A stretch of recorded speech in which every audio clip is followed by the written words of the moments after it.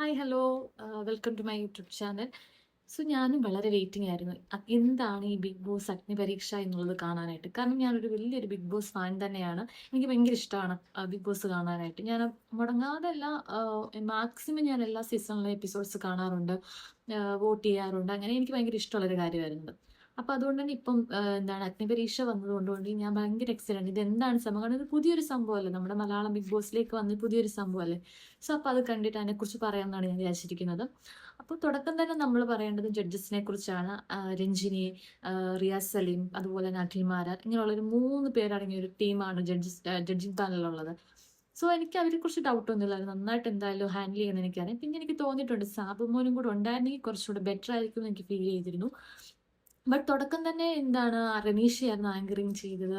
വളരെ നന്നായിട്ട് ചെയ്തു. ഇപ്പോൾ റനീഷ വന്നു കഴിഞ്ഞിട്ട് ആദ്യം ജഡ്ജായിട്ടുള്ള റിയാസിനെയാണ് വിളിച്ചത്. റിയാസ് വന്നു. അത് കഴിഞ്ഞിട്ട് അഖിൽമാരാർ വന്നു. അപ്പോൾ അഖിൽമാരാർ സംസാരിച്ചുകൊണ്ടിരിക്കുമ്പോൾ തന്നെ നമ്മുടെ റിയാസിന്റെ മുഖത്ത് ചില ചില ഭാവമാറ്റങ്ങളൊക്കെ വരുന്നുണ്ട്. എന്തോ ഒരു അനിഷ്ടം പോലൊക്കെ. പക്ഷെ ഓക്കെ. അത് കഴിഞ്ഞിട്ട് അത് മുഖം ഓൾറെഡി അവൻ്റെ ഒരു ക്യാരക്ടറാണിത്. എന്തെങ്കിലും ഒരു നെഗറ്റീവ് എന്തെങ്കിലും തോന്നിക്കഴിഞ്ഞാൽ അത് മുഖത്ത് പ്രകടമാക്കും. അതായത് മുഖം മനസ്സിന്റെ കണ്ണാടി എന്നൊക്കെ പറയുന്ന പോലത്തെ ഒരു ക്യാരക്ടറാണ് റിയാസിൻ്റേത്. അത് കഴിഞ്ഞിട്ട് നമ്മുടെ രഞ്ജിനി എൻട്രി ആയിരുന്നു. രഞ്ജിനിയുടെ എൻട്രി വളരെ പോസിറ്റീവ് വൈബ്രന്റ് ആയിട്ടുള്ളൊരു എൻട്രി ആയിരുന്നു. അത് കഴിഞ്ഞിട്ടാണ് നേരെ ഇതിലെ നമ്മുടെ ടാസ്കിലേക്കും കാര്യങ്ങളിലേക്കും പോകുന്നത്. അപ്പോൾ ഇതിനകത്ത് ആകെ ഇവർ സെലക്ട് ചെയ്തിരിക്കുന്നത് 40 പേരെയാണ്. ഈ 40 പേരിലുള്ള 30 പേര് ഡയറക്റ്റ് ഓഡിഷൻ വഴി വന്നവരും ബാക്കി 10 പേരെന്ന് പറഞ്ഞാൽ അതിൽ 5 പേരെന്ന് പറഞ്ഞാൽ മൈജി ഫ്യൂച്ചറിന്റെ ഫാസ്റ്റ് ട്രാക്ക് എൻട്രിയും അടുത്ത 5 പേരെന്ന് പറഞ്ഞാൽ നമ്മുടെ വൈറ്റ് ഗോൾഡിന്റെ ഫാസ്റ്റ് ട്രാക്ക് എൻട്രി വഴി വന്നത്. അങ്ങനെയാണ് മൊത്തത്തിൽ 40 പേര് വന്നത്.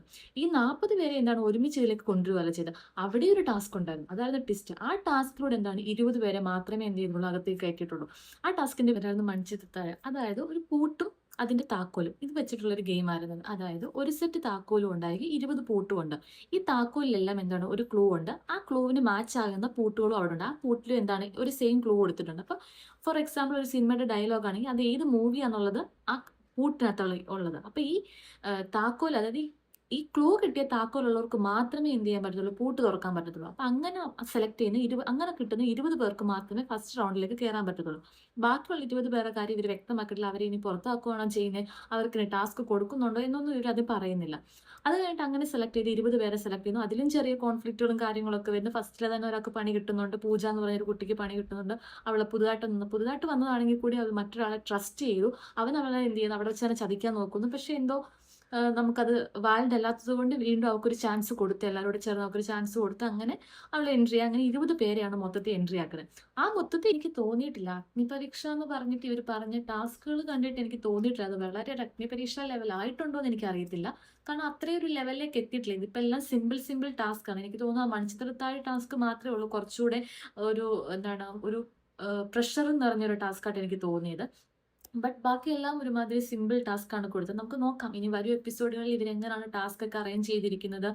കുറച്ച് ഡിഫിക്കൽട്ട് ആണോ ഇനിയും നമുക്കറിയത്തില്ല. ബിഗ് ബോസ് ലെവലിൽ നമുക്കറിയാം ഓരോ ടാസ്ക് ഓരോ ലെവലാണ്, ഓരോ ടൈപ്പ് ടാസ്കുകളാണ്. ഫിസിക്കൽ ഉണ്ടായിരുന്നു, മെന്റൽ ഉണ്ടായിരുന്നു, അങ്ങനെയൊക്കെ ഉണ്ടായിരുന്നല്ലോ. അപ്പോൾ ഇതിനകത്ത് അങ്ങനെയാണോ അവർ ടാസ്കുകൾ ഉൾപ്പെടുത്തിയിരിക്കുന്നത് എന്നൊന്നും നമുക്കറിയത്തില്ല. പക്ഷെ ഒരു കാര്യം ഉറപ്പാണ്, ഇതിൽ വന്നിരിക്കുന്ന എല്ലാവരും നല്ല യങ്സ്റ്റേഴ്സ് ആണ്.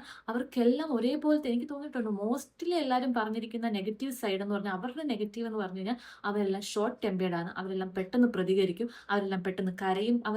അതായത് അവർക്കുണ്ടാകുന്ന വികാരങ്ങൾ അവരപ്പം തന്നെ പ്രകടമാക്കുന്ന ടൈപ്പ് ആൾക്കാരാണ്. അതുകൊണ്ട് തന്നെ സോ എല്ലാവരും ആ ഒരു മൈൻഡ് സെറ്റ് ആണ്. കാരണം ഒന്ന് തൊട്ടാൽ അപ്പം പൊട്ടാണ്ടിരിക്കുവാണ് എല്ലാവരും. ഒരാൾ അങ്ങോട്ടൊന്ന് ഫയർ ഇട്ട് കഴിഞ്ഞാൽ ഉറപ്പായിട്ടും ബാക്കിയുള്ളവർ കത്തും. ആ ഒരു ലെവലിൽ ടൈപ്പ് ആൾക്കാരാണ് അവിടെ വന്നിരിക്കുന്നത്. എല്ലാം യങ്സ്റ്റേഴ്സ് ആണ്. എല്ലാവർക്കും ഓരോരോ പാസ്റ്റ് ഉണ്ട്. അവരതെല്ലാം ഓവർകം ചെയ്ത് കുറേ തരണം ചെയ്തിട്ടാണ്. അത് ഒരാളെന്ന് പറഞ്ഞാൽ 4 വർഷം 4 പ്രാവശ്യമായിട്ട് ട്രൈ ചെയ്തിട്ടാണ് അയാൾ ഈ കോർണറിലേക്ക് വന്നിരിക്കുന്നത്. സോ ഈ 40 കോർണേഴ്സ് എനിക്ക് തോന്നുന്നില്ല വളരെ സിമ്പിളായിട്ടുള്ള ആൾക്കാരായിരിക്കത്തില്ല. വളരെ ഒരു 10,000 പേർക്ക് അങ്ങോട്ട് റിക്വസ്റ്റ് വന്നതിനകത്തുനിന്ന് സെലക്ട് ചെയ്ത് ഷോർട്ട് ലിസ്റ്റ് ചെയ്തതാണ് ഈ 40 പേരെ. അപ്പം നമുക്ക് ആലോചിക്കാം എത്ര മിടുക്കന്മാരും എത്ര പ്രഗത്ഭരായിരിക്കും ഈ 40 പേരെന്ന്.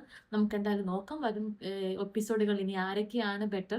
ഇപ്പൊ തന്നെ നമുക്ക് കുറച്ച് പേരുടെ പേരുകൾ രജിസ്റ്റർ ആയിട്ടുണ്ട്. അവരുടെ പെർഫോമൻസ്, അവരുടെ ഓരോരോ പെരുമാറ്റം കൊണ്ട് നമ്മുടെ മനസ്സിൽ രജിസ്റ്റർ ആയിട്ടുണ്ട്. നമുക്ക് നോക്കാം അവരാണോ വിൻ ചെയ്യുന്നത്, ആരാണ്. എനിക്ക് തോന്നുന്നു ഒരു 5-6 കോമണേഴ്സിനെ മിക്കവാറും ഇപ്രാവശ്യം ബിഗ് ബോസ് ഹൗസിൽ കാണാൻ പറ്റുമെന്നാണ് ഞാൻ വിശ്വസിക്കുന്നത്. എൻ്റെ വീഡിയോ ഇഷ്ടപ്പെട്ടിട്ടുണ്ടെങ്കിൽ എൻ്റെ ചാനൽ സബ്സ്ക്രൈബ് ചെയ്യുക. Thank you so much.